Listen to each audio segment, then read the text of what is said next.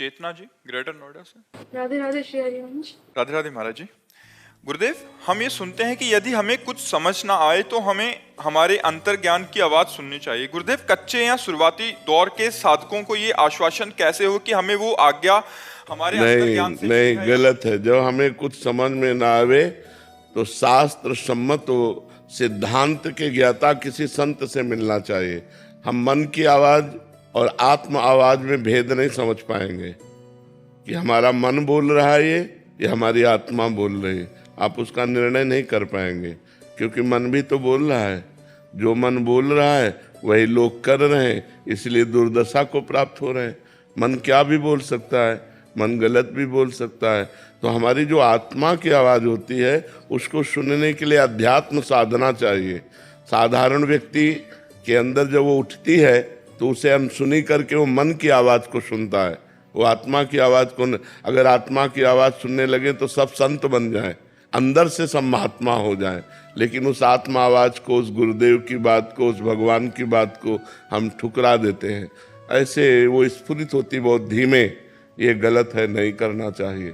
बस इसके बाद मन अपना राज्य उसके ऊपर साबित कर देता है, नहीं ये कुछ नहीं होगा, बस ऐसा करते हैं, अभी आनंद मिलता है, अभी मस्ती मिलती है, अभी सुख मिलता है। और वो गंदा खान पान, गंदे आचरण, गंदा व्यवहार ऐसा करने लगता है। हमें लगता है अपनी बात को सही समझने के लिए शास्त्र स्वाध्याय होना चाहिए और संतों के वचन सुनने चाहिए और उनसे मिलान अपने मन की बात की करनी चाहिए। यदि उनसे बात मिलती है तो धर्मयुक्त है, अगर नहीं मिलती है तो अधर्मयुक्त है। अधर्मयुक्त आचरण हम ना करें। ये बात भगवान श्री कृष्ण ने कही, तस्मात् शास्त्रम प्रमाणन्ते कार्या अकार्यो व्यवस्थितो। क्या करना चाहिए क्या नहीं करना चाहिए इसके लिए शास्त्र प्रमाण है।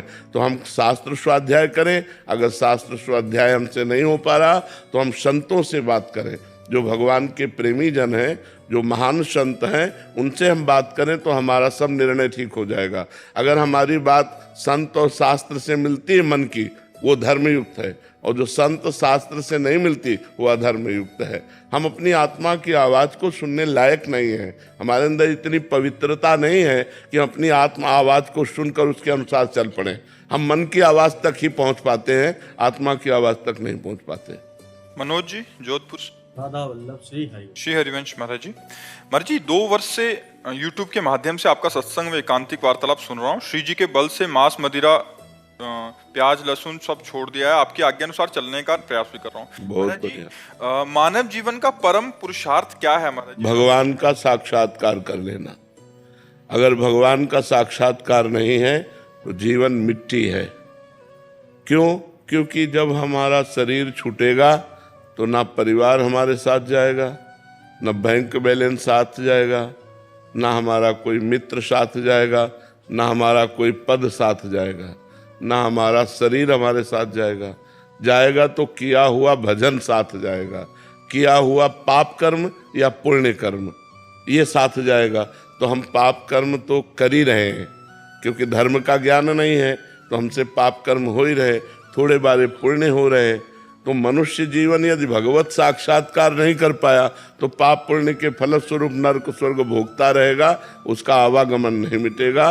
साधन धाम मोक्ष कर द्वारा पाई न जे परलोक संहारा। ये मनुष्य जीवन परलोक संभालने के लिए कि हम ऐसा भजन करें कि अपने गृहस्थी के कार्य करते हुए, नाम जप करते हुए, अच्छे आचरण करते हुए भगवान को प्राप्त हो। अगर भगवान को प्राप्त नहीं हुए तो ये आवागमन जो है ना, कभी सुअर बनना, कभी कुत्ता बनना, कभी अन्य योनियों में जाना, क्या क्या कष्ट भोगना है। इसलिए नाम जप जरूर करो।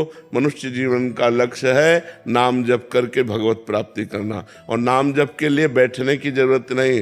फावड़ा चलाते हुए, व्यापार करते हुए, नौकरी करते हुए, गोली चलाते हुए, युद्ध करते हुए भी हम नाम जप कर सकते हैं।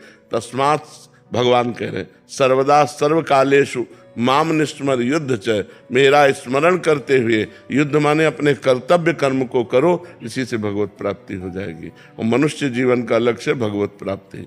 बड़ा दुर्लभ मनुष्य जीवन है, इसे लोग समझ नहीं रहे।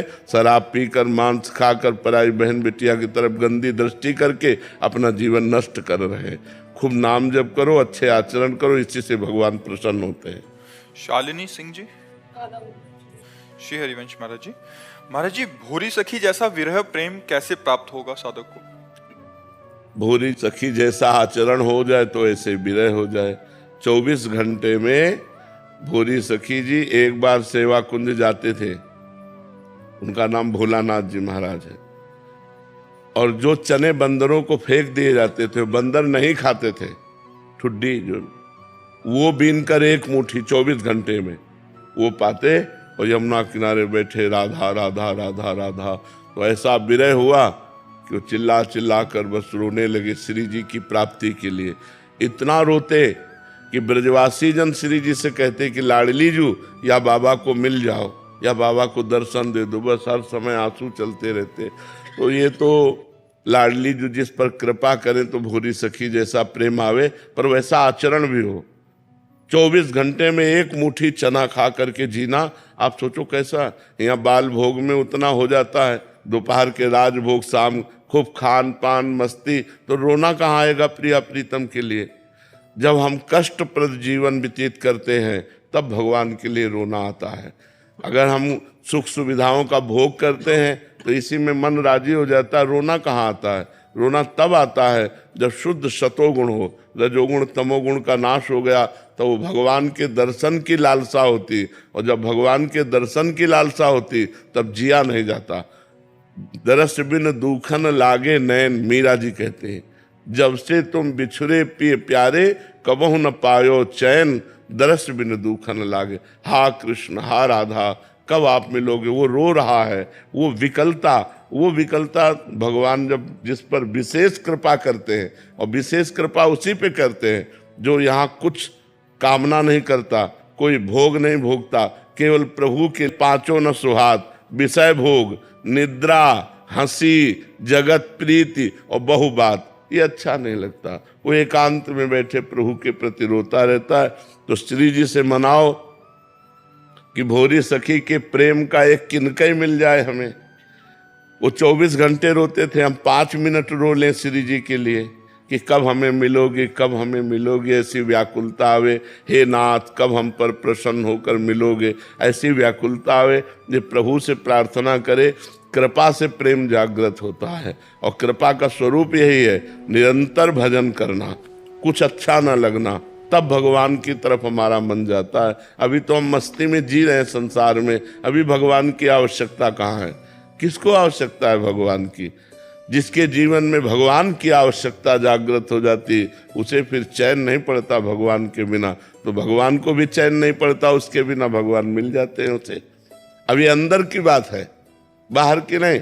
बाहर तो मान लो आप कह दो कि मुझे भगवान चाहिए, तो तुम्हारी अंदर की चाह, जब गोपियां एक साथ मिलकर ऐसे लगे कि प्राण निकल जाएंगे कृष्ण के बिना, रुदु सुश्रम राजन कृष्ण दर्शन लालसा, तो तासा मावीर भूत छौरी इसमें मान मुखाम्बुजा, पीतांबर धरा सृग्वी साक्षात मनमथ मनमथा, साक्षात करोड़ करोड़ कामदेव को मूर्छित करने वाले श्री कृष्ण उन्हीं गोपियों के बीच में प्रकट हो गए।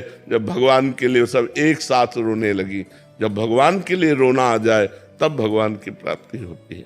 प्रशांत पौनिया जी आगरा से। राधे राधे महाराज जी प्रारब्ध बड़ा या कर्म? निर्णय नहीं किया जा सकता, क्योंकि कभी कभी बहुत कर्मठ असफलता को प्राप्त होते देखा जाता है, और कभी कभी ज्यादा कर्म ना करने वाला भी सफलता को प्राप्त होते देखा जाता है।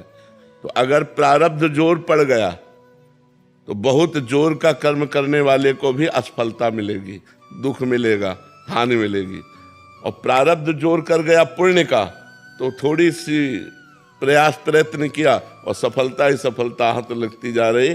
तो निर्णय नहीं किया जा सकता कि प्रारब्ध बड़ा कि पुरुषार्थ बड़ा, ये निर्णय साफ साफ नहीं हो सकता, क्योंकि पता नहीं आपका पूर्व का प्रारब्ध कैसा है।